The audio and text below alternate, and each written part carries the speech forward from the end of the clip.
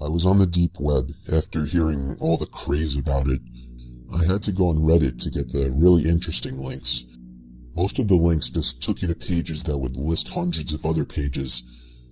At first, it just seemed like an endless cycle of pointless pages, until I somehow landed on a very dark-themed website. I don't mean it was a horror-themed, scary story website.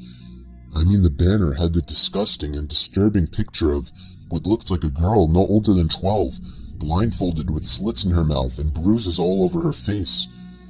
I never knew how dark the internet can get, but I knew right after seeing that picture, it can only get worse on that website. I could have and should have just closed the browser or clicked the back button then and there, but something possessed me to click through the forums on each and every forum post. They were all littered with gut-wrenching, brutal, and sadistic pictures of children, from babies and toddlers all the way up to a 16-year-old girl, all being tortured.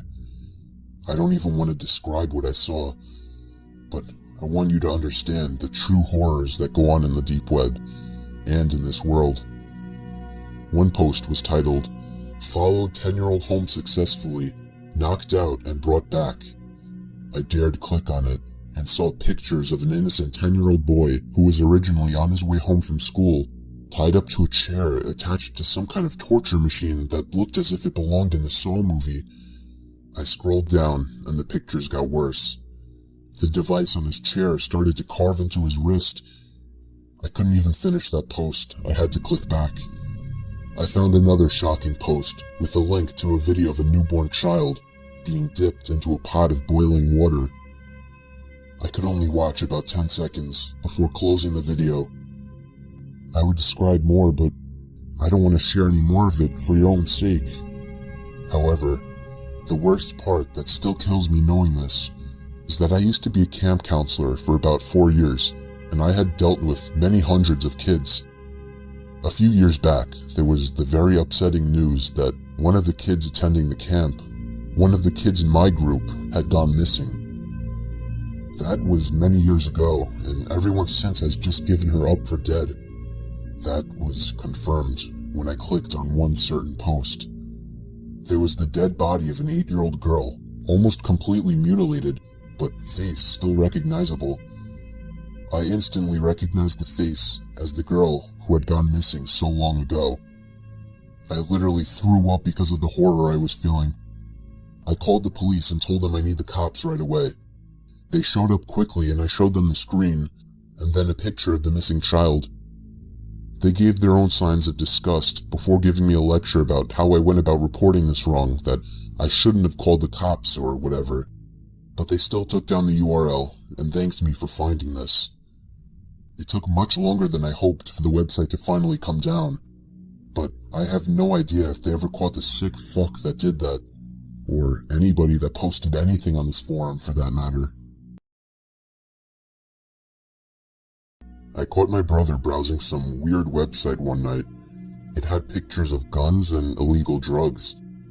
He and I are really close, so we don't usually hide things from each other, so when I questioned him, he straight up told me he was buying weed on a website called Mr. Nice Guy Market.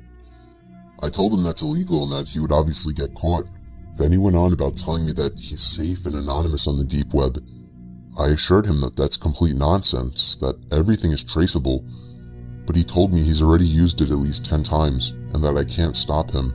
So I gave up and watched him make his purchase. He found some new listing of cannabis called The Poison Queen. It had one review which rated it positively. I suggested to him that he find one with more ratings, but he started acting like some kind of pro, telling me to relax. The seller was from the same state as us, which would make for quick delivery, claimed my brother. He did his thing.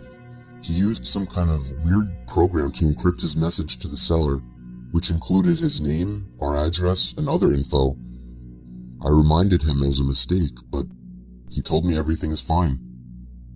About a week later, my brother started getting concerned that he got scammed because there was never any word from the seller. Coincidentally, on that same night, we got a heavy knock at the door. I got nervous that it was the police and that they caught on to my brother's illegal drug purchase. but it turned out to be much worse than just the police. He opened the door, and we were greeted by some sketchy-looking guy with medium-length hair, all fuzzy and messy, a brown, messy beard, a fat belly, and a very obviously fake Rolex on his wrist. He then said my brother's name, and I saw my brother step back a bit. The guy asked my brother if he was the one who bought the weed.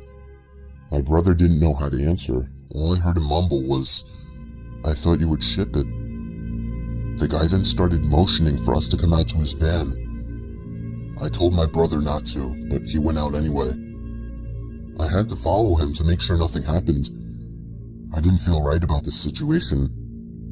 About halfway to his van, I noticed something in the passenger circular window in the back.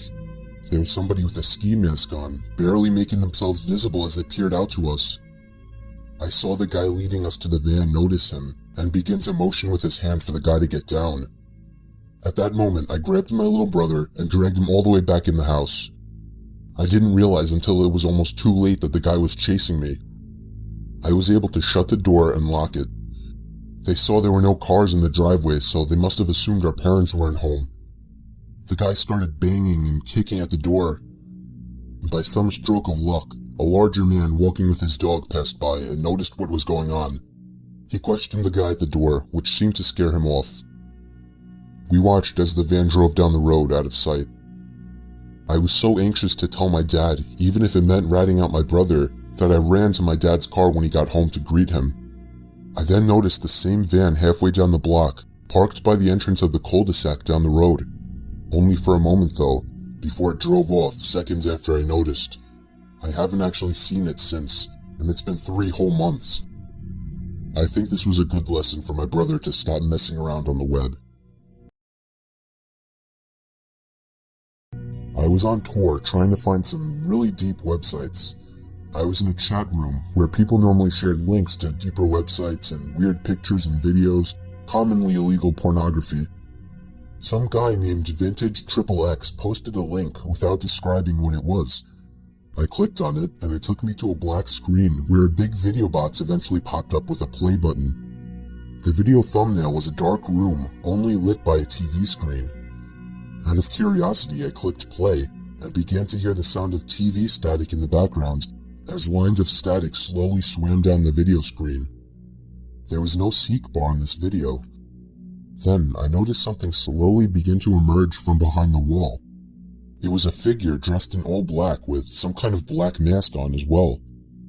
I started to suspect it was a jump scare video, and I thought I was right when the figure leaped out and ran to the screen in less than a second. It still got me even though I was expecting it, but then it got strange. The person had their face in front of the screen, slowly moving around as if he could see me and was observing me. Then I heard a crackly, demonic voice say something. It came from the video. It repeated itself, and I could make the phrase out to be, "Ask me something." I was really confused. I tried typing something, but there was nowhere to enter text. Then he said, "No, not the keyboard. Say something." I felt my heart punch the inside of my chest as he said this. I opened my mouth and mumbled the words, "You can hear me?" It responded with, "Yes." I was uncomfortable now. I thought it was a video. I pressed pause, but it didn't do anything. He said, "Don't try to leave, I want to talk." I tried moving the mouse to the exit button, but the mouse was frozen. In fact, none of the keys were responding on my keyboard. There was a long moment of silence before my webcam began flashing as if it were on, and my face popped up on the screen. "There, I got a picture of you now. Now just hang on while I get your address, and then we can meet." I started to panic, smashing every key on the keyboard, spazzing the mouse, but it did nothing. I had my finger on the power button, but it also didn't do anything.